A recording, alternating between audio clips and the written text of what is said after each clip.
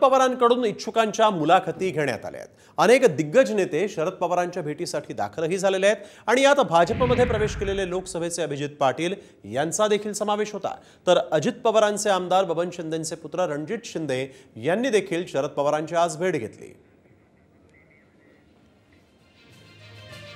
अनिकेत देशमुख सांगोल्यामधून इच्छुक आहेत, त्यांनी आज शरद पवारांची भेट घेतली। भगीरथ भालके पंढरपूरमधून इच्छुक आहेत, मंगळवेढ्यातून त्यांनीही भेट घेतली आहे। अभिजित पाटील माढामधून निवडणुकीच्या रिंगणात उतरण्यासाठी इच्छुक आहेत। रणजित शिंदे हे देखील माढामधून निवडणुकीसाठी इच्छुक आहेत। सोबतच मोहोळमधून रमेश कदम यांनी देखील शरद पवारांची भेट घेतली।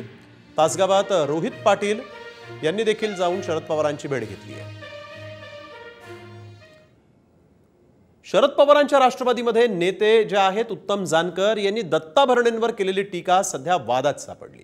अजित पवारांचे आमदार दत्ता भरणे यांच्यावर टीका करताना गणपती बाप्पाचं उदाहरण त्यांनी दिलं आणि हेच आता वादात सापडलं। यावर भाजपचे नेते नितेश राणेंनी आक्षेप घेत टीका केली आहे।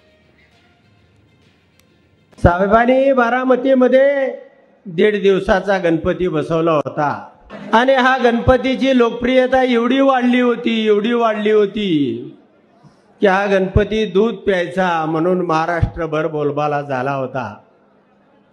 आणि एक दिवस बातमी आली की हा गणपती दारू प्याला, भ्रष्ट झाला आणि म्हणून साहेबांनी 1.5 दिवसामध्ये या गणपतीचं विसर्जन केलं।